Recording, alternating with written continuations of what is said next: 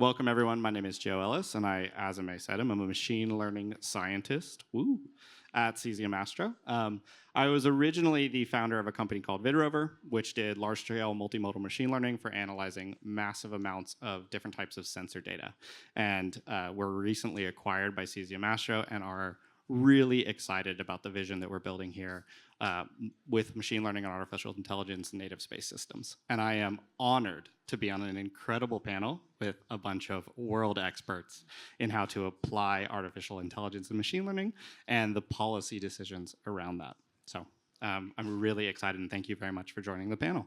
I'll do a round of introductions, and we'll get into it. So first, on my right, we have Alex Coultrup, who's the Director of Business and Policy at Starfish Space. Alex, tell us a little bit about yourself, and what are you excited about in machine learning and artificial intelligence in space? Thank you very much, and thanks everyone for coming. This is my very first time at South by, so it's been a fun but overwhelming experience, and I'm looking forward to this conversation as well. So Alex Coultrup, Director of Biz and Policy at Starfish Space. We are a satellite servicing company. That means we're building our satellite, which is very cutely named the Otter, to be a tow truck for other satellites on orbit. Otters like to hold hands in the ocean. We want to go hold hands with other satellites in space. But a key part of our technology is trying to build the Otter in a way that is economically viable. So it can't be big and heavy and massive and complex from a hardware perspective. Rather, our philosophy is taking the complexity out of the hardware and putting it into the software, which I think is what we're all here to talk about today. I will wrap up my intro by saying what I'm excited about is what Starfish is trying to do is something novel. There's not a lot of, existing data that algorithms or machine learning models can be trained on about on-orbit servicing and rendezvous and docking. So I think I'm excited for us to keep working on solving that problem so that instead of it taking dozens of people to fly one single satellite, we can flip those numbers on their head. That's awesome. I imagine simulated data and a bunch of synthetic data goes into the training of those systems, so I'm excited to learn more about that. On her right, we have Moriba, who is the co-founder and chief scientist of GaiaVerse, which uses knowledge graphs, which are an incredible field of machine learning that we geeked out on a little bit earlier, but is something that maybe is not as popular anymore. And he's also a professor at the University of Texas, Austin. Awesome. Thank you very much. Appreciate being with all of you, my panelists here, and everybody here in the room. So yeah, I think my background is in decision intelligence, so how to bring in multiple sources of data and information in such a way as to help emerge choices that lead to outcomes that are regenerative, restorative, and socially just. So those are the things that I really care about. And one of the main things that I'm working on right now, especially given space and the way that we're using space in a way that's very extractive and exploitive versus something that is healing and regenerative, is can we embed within AI itself indigenous values, not just Western values, but indigenous values, values that are lend to reciprocity, that see the environment as kin versus something to basically take from? And can we embed within AI the ability for AI to hold space for ignorance? Because right now it's like, you ask any question, how many times did Jesus breathe when he was alive, and you get some answer, right? And it's just crazy. And OpenAI just came out with something about the hallucination percentage, which is really high. It's on purpose because people don't like hearing I don't know. I'm working on giving permission to AI to feel comfortable with saying I don't know and holding space for that. So that sounds like something that's really important, as well as we build autonomy, which is very different than AI. AI can power autonomy, but they are not the same thing. And one of the things that we talked about earlier was Kessler syndrome, which is something I know you've written a lot about. And so making sure that we make those decisions in a trusted way. I'd love to hear more about that. On Moriba's right, we have Katie Melbourne, who is a space policy analyst at the Center for Space Policy and Strategy at the Aerospace Institute. Thank you so much, Joe. I'm really excited to be here with everyone. And thank you for saying the full title of our organization, because it is a mouthful. But I'll just refer to it as CSPS, the Center for Space Policy and Strategy. So I work for the Aerospace Corporation, which is a federally funded research and development center, and we're very much known as the trusted advisor of the government. And in our policy center, we're kind of like a think tank where we can get out ahead of different policy issues. And one of those is AI and autonomy in space. And so we do a lot of thinking about issues, things like Moriba brought up earlier. But my background in AI and autonomy started actually as an astrophysics major in undergrad when I learned how to use machine learning techniques to go through massive amounts of data. As Joe was saying earlier, that's something that you do very well. So moving from there, I was really excited about space sustainability and how do we use how do we know what's going on in space so that we can prevent orbital debris buildup and things like that. So when you asked earlier, what are we excited about? What am I excited about most as far as AI applications for space? I'm going to have to say, using AI to identify anomalous behavior so that we can point out things that are potentially unsafe in space and go back to those more safe and sustainable norms. Yeah. Awesome. Thank you so much, Katie. And to Katie's right, we have Lambert Hogenhout, who's the Chief for Data in AI at the UN. Take it away, Lambert. Thank you, and thanks for inviting me. So I look at data and AI at the United Nations Secretariat. Partly that is about how we ourselves use data and AI, and in a wider sense, emerging technologies. There's policies and the governance of that, making sure that we use it in ethical ways and safe ways. So that's part of it. I'm also looking at other technologies, emerging technologies, to bring into the organization to see, which things are ready to be used by us, which things might be hypes, and so obviously AI is taking a lot of the oxygen in that area. The other thing that I'm quite interested in and do some research on and often speak on is the impact of technologies on our society. I think we are very keenly embracing, adopting a lot of technologies right now, and not thinking so much about the medium and longer term effects of that, let's say in 5 years. So that's another of my fields that I am interested in. Awesome. Thank you so much, Lambert. So one thing that we talked a little bit about is understanding all of the resident space objects, debris, and other things in space to make space travel and space exploration safer. We are in a unique position because we have one of the world experts in that, Moriba, who developed AstroGraph, now at Privateer develops Wayfinder.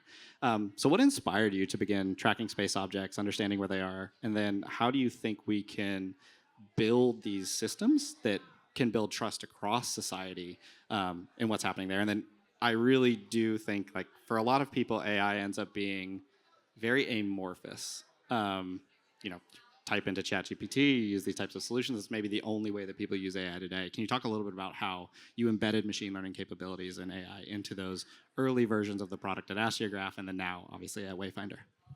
Yeah, no, thank you very much for that. So the thing that inspired me to start getting into space environmentalism, celestial stewardship, is after high school, I enlisted in the Air Force, and it was my job to guard nuclear missiles in Montana at Malmstrom Air Force Base.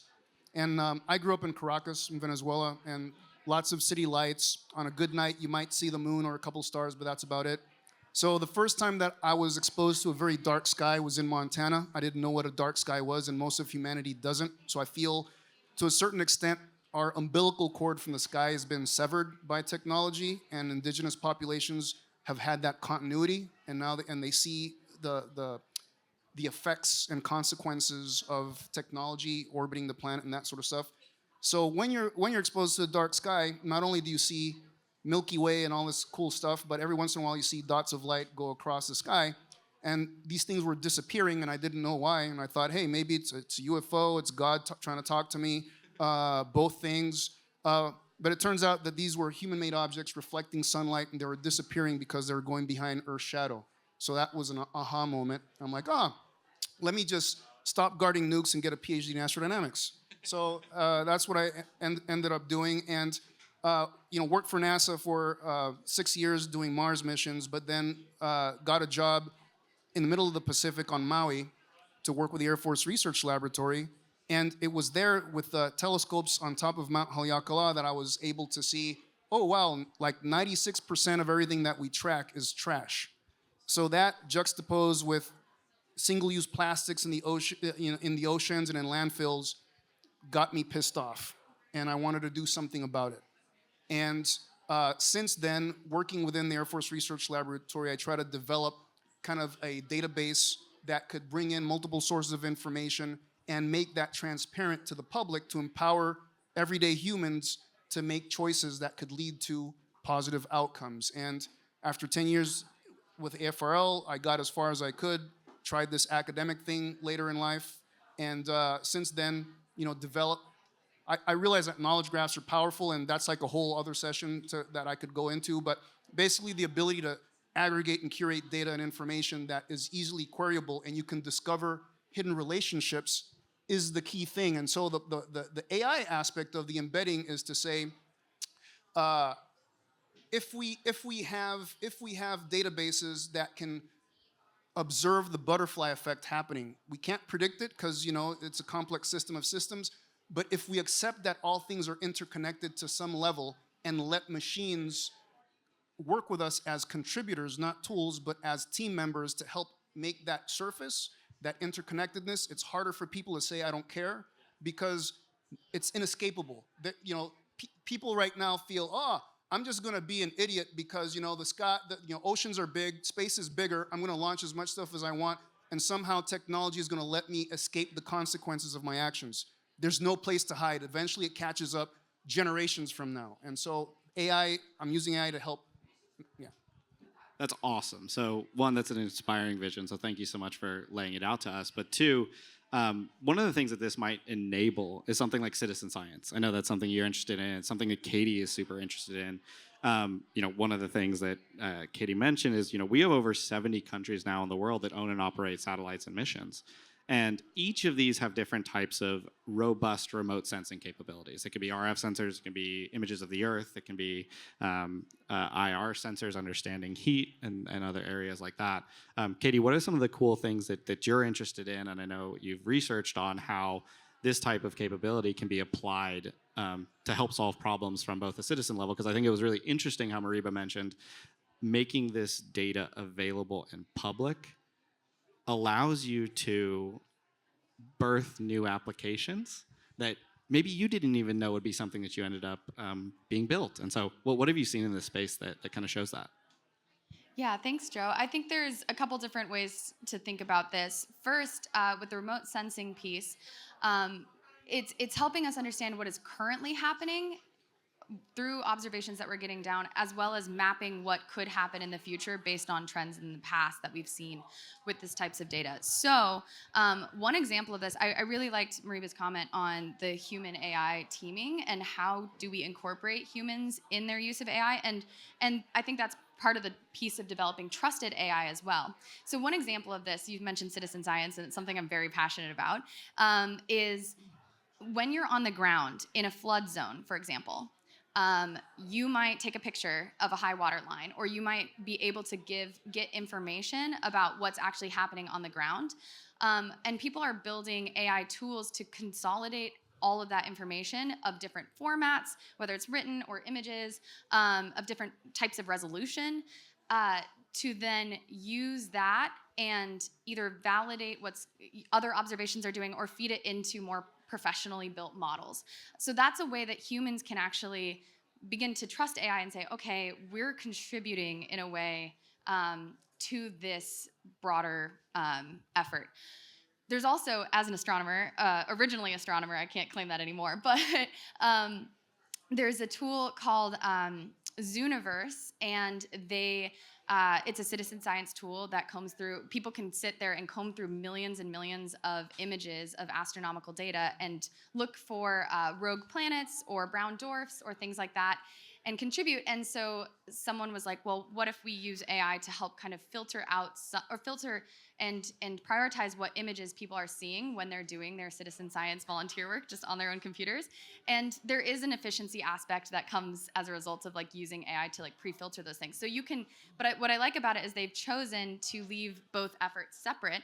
So one effort, people could just comb through the original images, and the other effort, people could use the like pre-AI filtered images to get results a little faster. So I mean, it's all about how humans are actually engaging with the technology and feel like they have control. Yeah, thank you. Yeah. That's so awesome. One of the first things, actually, it's really cool.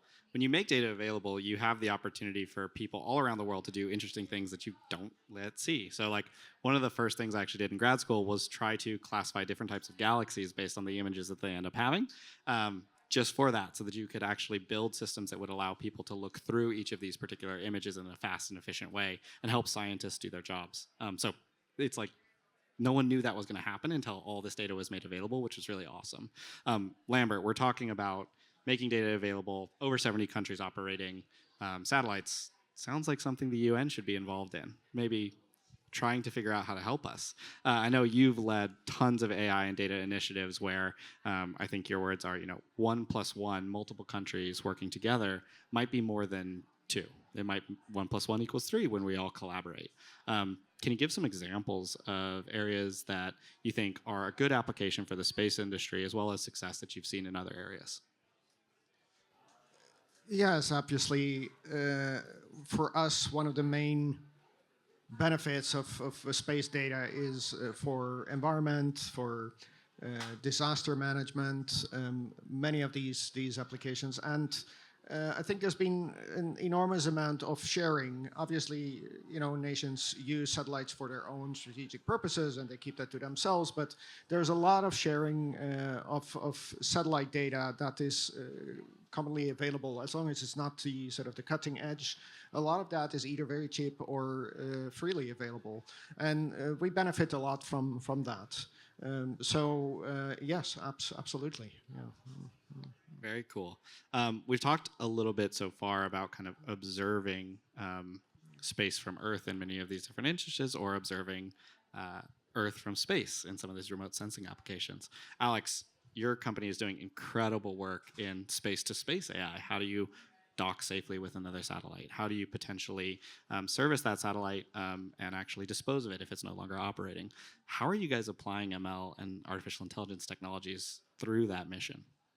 Yeah, thank you for asking this question. For those who are new to Starfish space, on our technology development roadmap to bringing the Otter to market to be a really useful tow truck for other satellites, we were, of course, practicing ahead of time. And so I think maybe you're asking about the Otter pup missions, so the baby otters, and another rendezvous practice that we recently did on orbit called Remora. All of our technologies are named after sea creatures. One of the big challenges with autonomously rendezvousing up to another satellite and docking with it is allowing Otter to get a good look at that vehicle. And sometimes our customer is able to share the design documentation of their satellite with us on the ground, right? So it's easy to have a 3D model of the client satellite and then use that to train our flight software, our flight algorithms that control the Otter and allow it to autonomously make decisions on orbit. However, that is not always the case, because part of what we do is we provide services to satellites that are old, that have been on orbit for a while, right? Sometimes that documentation is lower in fidelity or even lost to time or to a company getting acquired or someone physically throwing away a written document instead of digitizing it. So with our relative navigation software, which is called Cetacean, it's named after the family of dolphins and whales that navigate by echolocation, essentially. What Otter has to do is fly up sometimes to a client satellite sight unseen and characterize it while on orbit. So the ability to take optical imagery and transform that into a 3D model, essentially in Otter's brain, so then we can recognize what is the attitude of our client satellite. How is it potentially tumbling or spinning? How do I characterize the ideal docking location so we can, perform that handshake safely? That's a lot of the work that our guidance, navigation, and control engineering team does in building our flight software. I will say, maybe to your question, we don't use a lot of what would be considered, I think, in this room, the modern AI and large models to help us generate that, simply because this is a more novel problem, and there's not a lot of training data. So what we've done with the Otter Pup mission and with Remora, when we were able to fly up really, really close to another satellite and take a good look at it, is we can now use that imagery as training data for the future of our algorithms. So right now we're almost in that pioneering phase of gathering the appropriate training data. Happy to answer more questions about that, but I'll pause. No, I think that's awesome. And thank you for the explainer, because I think what a lot of people in the audience probably think of as modern AI technologies are large-scale LLMs that run with massive amounts of compute, massive amounts of storage. Those aren't really what are applied in practice today when you're in the aerospace industry or delivering operations in orbit like you're talking about. There's all of these different challenges around deploying AI algorithms. There's bandwidth and connectivity issues. There's availability of compute and availability of storage issues. I'm interested, what do you guys, to anyone on the panel, what do you think are the new technologies that are coming out that might help us in solving, actually applying some of these machine learning algorithms? Like, is there bandwidth and connectivity or different compute architectures that you guys are excited about seeing in space? Yeah, I think, for me and what we're seeing in GaiaVerse is that there's no Lord of the Rings one algorithm to rule them all. It's all hybrid stuff. It's all, instead of like just using blunt force type things, being more surgical and saying it takes a hybrid approach. Knowledge graphs are good, but regular databases are good at other things, right? So it's like how to bring this together. When you're trying to use the AI, it's very nice to also try to constrain with physics and that sort of stuff. A lot of people are just doing brute force compute, etch-a-sketch, like they have no clue. It's like it's the first day I'm on the planet and I have no idea what's ever happened before. Solve the problem. It's like you could make this a lot easier for the AI to constrain that with physics and known type stuff. So I think that is something that I'm looking forward to. And also, we can predict the number of tokens it's going to take to achieve something. And can we, based on the predicted tokens, then say, where can I use the greenest compute resources to farm that out so that I'm saving at least some grams of CO2 with every type of use of the machinery. And so that's something else that we've been looking into. And certainly when it comes to LLMs, people just want to say, hey, I just want to use the latest one. It's like, but you don't necessarily need the latest one, the most expensive one to solve every problem. If you can take a query and decompose that into building blocks, you may be able to go to like a very cheap, lower fidelity and less compute LLM to answer that question. So it's having that thought process. I love that answer because I think it plays on a couple of points that I think are really important and leads into this larger data center in space question, which everyone is very interested in.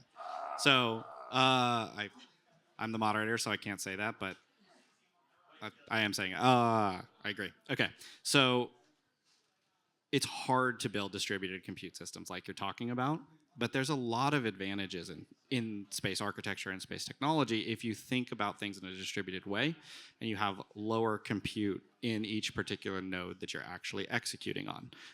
Katherine, I guess I'll throw it over to you. What do you think about data centers in space? Are we going to build them? Are we going to have a ton of compute in space in the near future? Talk to me. Such a good question. I'm excited to hear Moriba's take after that explanation earlier. But I do think we hopefully might think similarly on it. I think I am very realistic about the limitations of where we are currently with the technology in getting to compute power on orbit. I do think, like you said, having the distributed systems, there's a lot of potential there.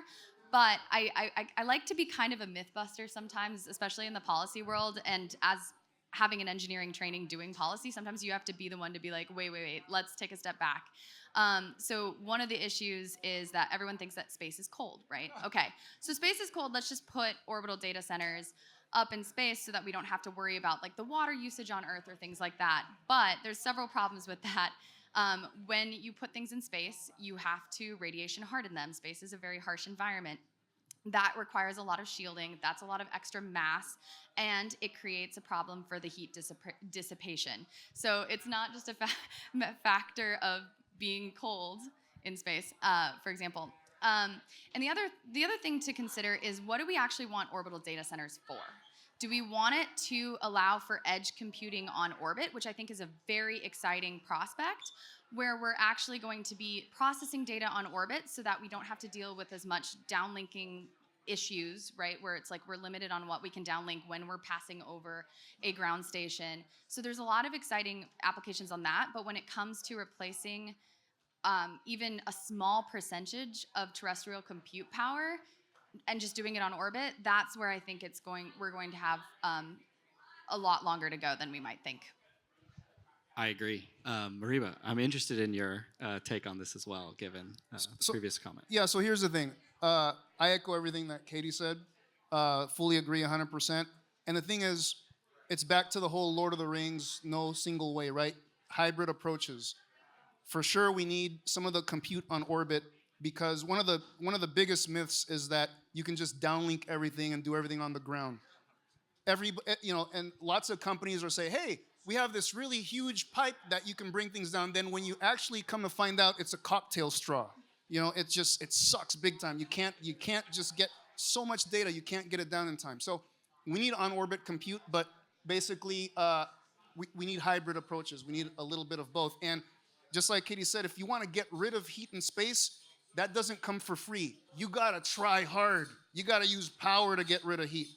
So all that. And once the thing is on orbit in the compute, here on the ground, we're replacing the compute in data centers all the time. There's new NVIDIA chips. There's new this, that, or the other. It's like, well, you can't just stroll on orbit and then, hey, you're just gonna, replace the chip and put something in it.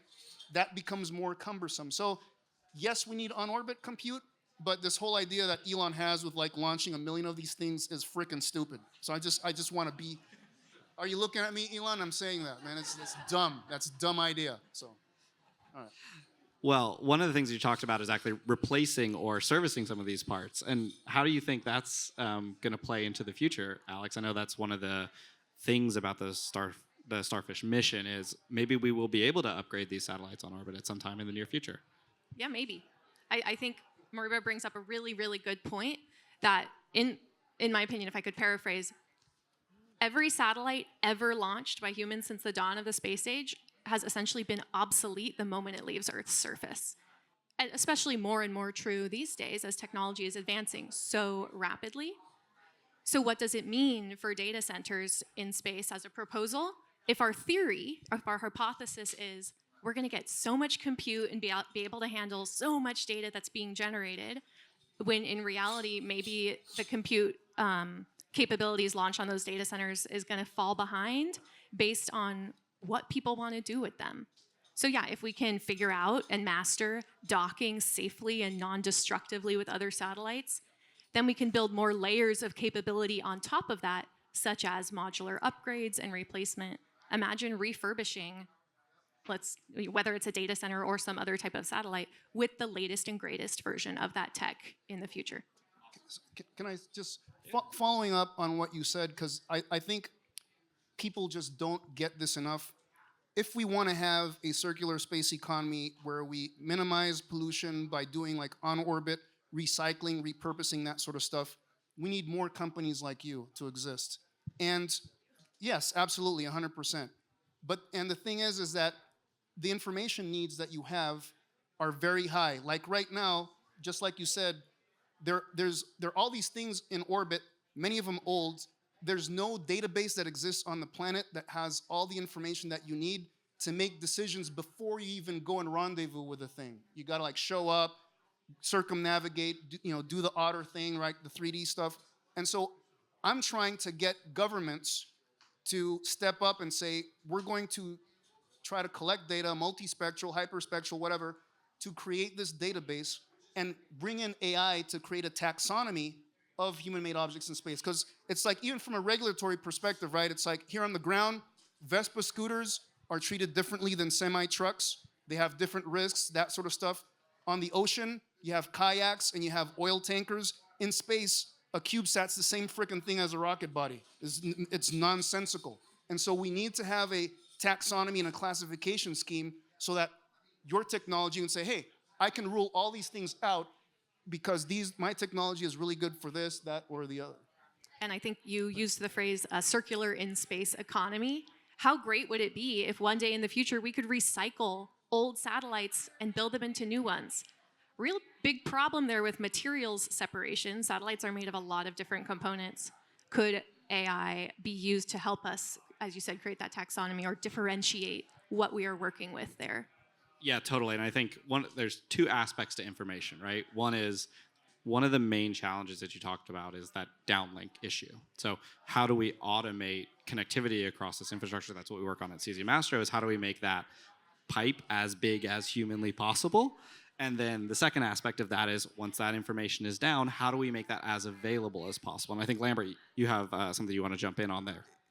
Yeah, I was just going to comment on what Moriba said about all the space junk and how do we deal with that, and from the perspective of how do we get different countries to collaborate on doing that. And if I think about examples from the past where that has been successful, when I grew up in the early 80s, there was this consternation about the ozone layer. We discovered suddenly that there was a hole forming in the ozone layer, and it was because of the CFC spray cans and fridges, etc., that we were using.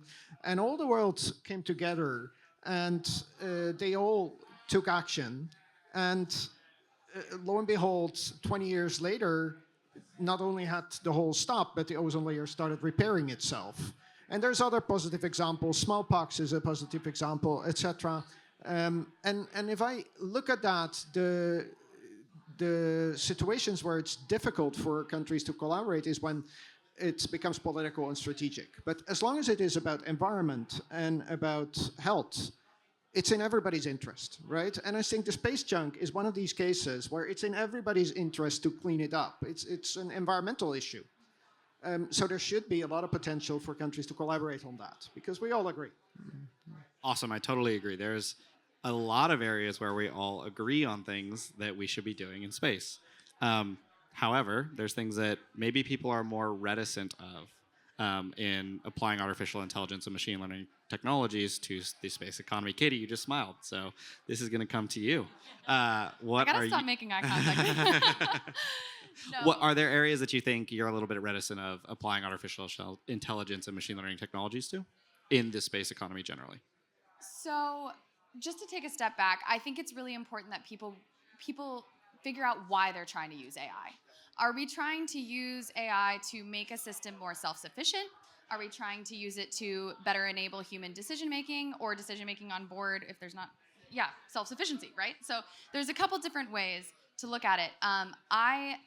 I am less concerned about specific uses and more concerned about when humans are involved in certain decisions, right? Okay, so a lot of my portfolio is, like I mentioned earlier, I like to understand when anomalous things happen on orbit, particularly from a security and safety standpoint. And so I think there's several instances where things could become potentially escalatory if you don't have a human also involved in decision making. And I think it's really, really important to have humans at appropriate decision points. And there's several ways to go about this. I think even the DoD recognizes the importance of test, evaluation, verification of AI systems to ensure that they're being operated safely, effectively, that sort of thing. They actually put out in February 2025 a DoD guidebook on test evaluation of AI systems. And they included several different technologies that I think several different approaches that I think are going to be very helpful. Stuff like runtime assurance, where you're going to be looking at, okay, when do I use the most capable AI model versus the most dependable AI model given a certain circumstance? So I think there is a general acceptance that there needs to be bounds on when we use AI, when humans are involved, and bounds, therefore, on autonomy as well. Cool. This goes to another point that I think is really useful when talking about this, which is explainability. So one of the problems that, like, the general architecture of large language models end up being very black box-ish, right? Like, we don't really know why they're making the decisions that they're making. You kind of click on a neuron and say, okay, we think this particular neuron represents this general theme. But when high-stakes decisions are made every day with automated machine learning or artificial intelligence solutions, we want to be able to explain those things. And so how do you guys think explainability of our algorithm should play a role in how we develop them moving forward? Because it's something that terrestrially we kind of don't have a ton of, to be completely honest. Can I ask you a question Yes. before we proceed to answering this? Both for my benefit and the audience's. Could you frame the difference between, we talked earlier about kind of modern AI large models and traditional logic-based autonomy, kind of if-then statements that, that power a lot of machines today? Great. So with the advent of neural networks and neural architectures, you can have some general theme or understanding of what particular neurons represent whenever you pass data through it, but you don't have an actual explainable or auditable trail of why a decision was made. You just come to some decision that is statistically the most accurate or relevant decision that you could make. Moriba's smiling at me. I hope anyway, so that's like what you get to. Whereas if you have a hard-coded if-then statement, et cetera. I'm not proposing this is where we should go, but you have a very logical and auditable trail of the decision that was actually made. So the question is like, we have these high-stakes decisions being made all the time in orbit, but we don't know why they're being made. How does that like play out in policy or new research, or is explainability something that we should be focused on as researchers and scientists building into these capabilities? Yeah, so for me, explainability is important, but it's not binary, meaning 100% explainability is not possible. And so the thing is, when you bring on somebody onto your team, bring in Jimmy or Shauna, and Jimmy and Shauna do amazing things, nobody at a meeting says, well, Shauna, explain exactly how you made this decision that really was great for the company. And if you can't explain it, I'm going to fire you, right? Shauna doesn't even know. Jimmy doesn't even know. So the thing is, expecting ourselves to have full explainability of the AI is just unobtainium. However, things that can contribute to making us feel comfortable with what we can explain is to embed it with ethics. And I think that's a big thing that we just don't talk about enough and kind of get circumnavigated. You said, what are the things that you're kind of reticent to unleash AI on? It's purely extractive, exploitive, profit-driven stuff. That scares the crap out of me because that leads to self-extinction of ourselves here on the planet. But if we can take a step back and say, all right, here's some other values, and I'm going to bring up indigenous values and these sorts of things, not just Western societal, things built on relationship, reciprocity, the belief of interconnectedness and that sort of stuff, and embed the AI in this.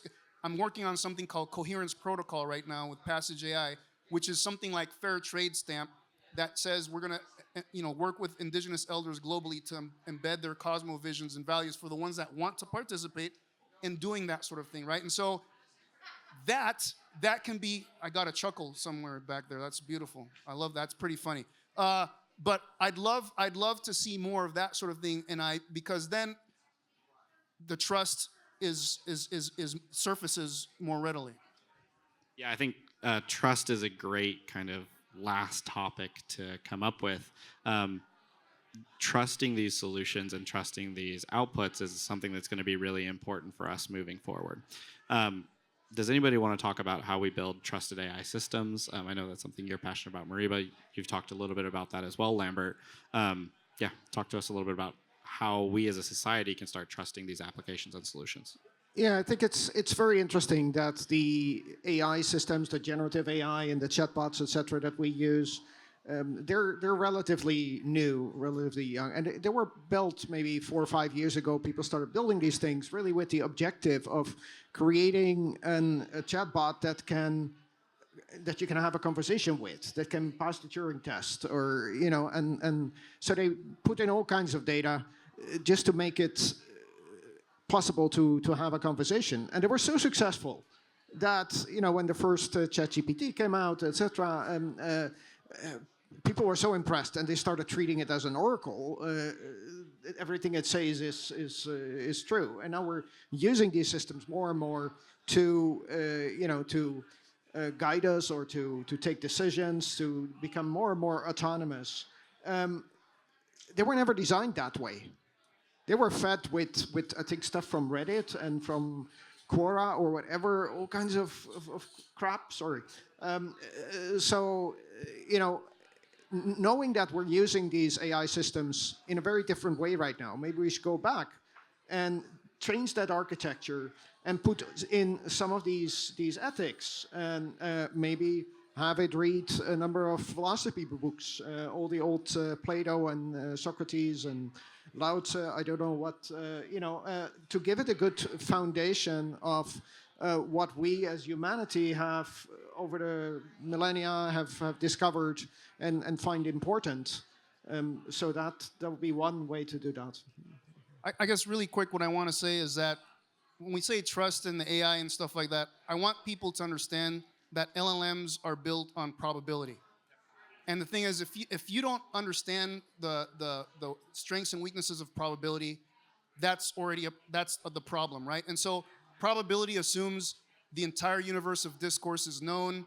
We know all the possible outcomes. We know the distribution of everything. As soon as you know the probability of one thing, you know the probability of one minus everything. It all has to sum to one. Like, there's all these things about probability, and that's what the LLMs are built upon, right? And so the thing is, if you would trust your life savings to AI to go to Vegas and bet for you, if you trust that, then I say blindly trust AI and you're good to go. If for any, and actually that's probably the place where you should trust it, because statistically, it's gonna, right? But in other areas, think about if this thing is assuming that it knows everything, and everything has to sum to one. If you're asking it questions that might fall outside the boundary of the knowing everything sort of thing, you're taking a risk. And as humans, we are all operating in an information imperfect, uncertain environment. AI is doing the exact same. And because it's a machine, people think, or it operates on machines, people think that it can be 100% trusted. And I really loved your phrasing on that. So, sorry. Yeah, and I think one final thing about that is, like, internet level knowledge will not necessarily apply exactly to new space exploration and space technologies. So we are in a unique position in the new space age to be able to design and implement these algorithms that can be more trusted, more efficient, and more effective. So I'm really excited about what we're doing and what we're building here. Awesome. We are 5 minutes left, so let's take some audience questions if there are any. Do we have any questions?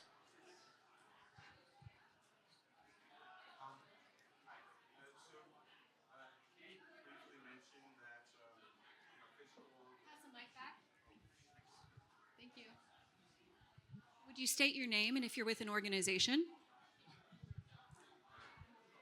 My name is Jacob. I'm not with an organization at the moment, here at least. So Katie mentioned briefly that physical radiation hardening means like hotter chips in space. And radiation hardening, as many of you know, also there's a trade-off with compute, right? And it helps reduce space junk, which is good for sustainability. So in my experience, like I said, there's a trade-off between radiation hardening and compute. And I was wondering, for some of the more advanced capabilities that Alex mentioned, could you briefly comment on the trade-off between sustainability and radiation hardening and compute capabilities? Because as all of you AI experts know, AI is notoriously good at noise, like denoising. And is there a leverage that we can gain from trading off sustainability with AI capabilities, I guess? I gotta say, before anybody answers, that's the most comprehensive question I've ever heard in my life, man. So good on you. I'm not taking that. I have no idea how to answer that. No, hold on. We're gonna answer this question first, or I will try. I am not a space systems engineer, so the trade-off you may have been mentioning is a little foreign to me. But what I will say is that you asked about sustainability, so maybe that's the angle I can take, is the way that Starfish trains our flight algorithms is we know that our components will suffer in the space environment the longer the otter flies and eats into its lifetime. So what we do is try to imagine all of the things that might go wrong, and while we're running massively parallel, like Monte Carlo style simulations for every single element and stage of the mission, we try to inject faults into that in the simulated environment. So like what happens when like the lens on my camera suffers a deformity? Or what happens when there's like a particle event or like a radiation event on the flight computer and there's a bit flip? Like how is that impacting the decisions that the otter would autonomously make on orbit? How is that impacting the fidelity of the data that it has to drive its decisions? And what are we doing to guard against the satellite crashing into our client, right? How can we use those off-nominal situations to inform safety frameworks that we embed into the flight algorithms?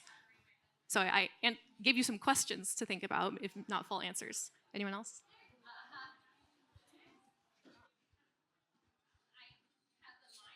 I think there's a mic in the audience. Okay, so my question is there really any discriminatory policies aimed at preventing all neurodivergent individuals from going to space? And if so, how come? But if not, that's a relief. I just wondered if there really are any policies like that. The answer is no. So that's a relief. You know, because my goal is to become an astronaut through European Space Agency eventually, through France, and I would love to go to Mars someday. I hope you get to do that. And I would never want to be thank you. I would absolutely never want to be stopped by some stupid discriminatory blanket one-size-fits-all policy that says no neurodivergence allowed in space. We're with you. Thank you so much. Any other questions? Yeah. Last question. Hi, my name's Lila. I'm with Embry-Riddle Aeronautical University. I'm getting my Go Eagles. yes, I'm getting my MS in aeronautics and research. So I'm mostly focusing on like the inherent stochastic activity at airports and like people flow. And when you guys were talking about depending on probability, for instance, and so how do you introduce that? Because I know a little bit less about the outer space element, more about just the aviation, but how do you address just fuzziness, stochasticity, and such when you're looking at, may it be safety or just predicting, how to, like, optimizing your operations? I guess on my end, the research that I'm doing is in possibility theory, not probability. So where probability might fail, because stochasticity, to some extent, assumes randomness. Personally, I don't believe randomness exists. I think the universe is deterministic, but we're ignorant. And so I'm finding ways to model ignorance and basically, instead of assigning probabilities and likelihoods, saying, here's my ignorance, there's a maximum entropy approach, what's possible and what isn't, and let data tell me the wrong answer so that hopefully I can reduce and remove ignorance and arrive at something that stands the scrutiny of data and could be true. The universe is deterministic. That should be our next panel. That would be a long one. A lot of Bayesians would be mad. Okay, that's my machine learning joke. So anyway, okay, we have one last question that I want to ask everyone. South by Southwest is an incredible venue for early career people. If you are inspired by the talk, want to know what is everyone's advice for getting involved in building AI native space systems, what would you recommend an early career person to do? As someone who is not an AI expert, who is here, I think listening very closely to folks who are leading the way in this industry, like folks who are on the panel today, has been great for my learning. So hopefully it helps others as well. And it can be really intimidating, I think, to speak up in spaces where you know you are a beginner, but just don't be an asshole about it. And generally, people are pretty friendly. I love that. I would say that in reality, there probably are no AI experts. And the thing is, there's so much that's unknown. So just jump right in and you have a contribution to make. Believe in your ability to do that. And don't let other people's opinions become your reality. Exactly! Yeah!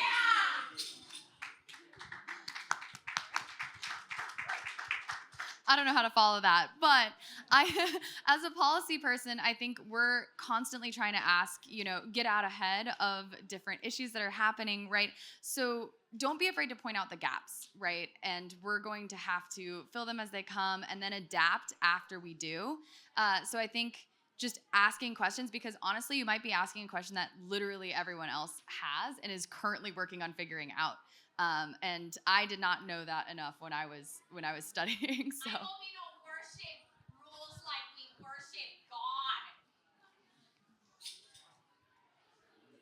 So I'm trying to think of something fun. I could talk about AI or mathematics or whatever, but I think one of the things that I would recommend young people do is read science fiction books from the 1950s or 60s.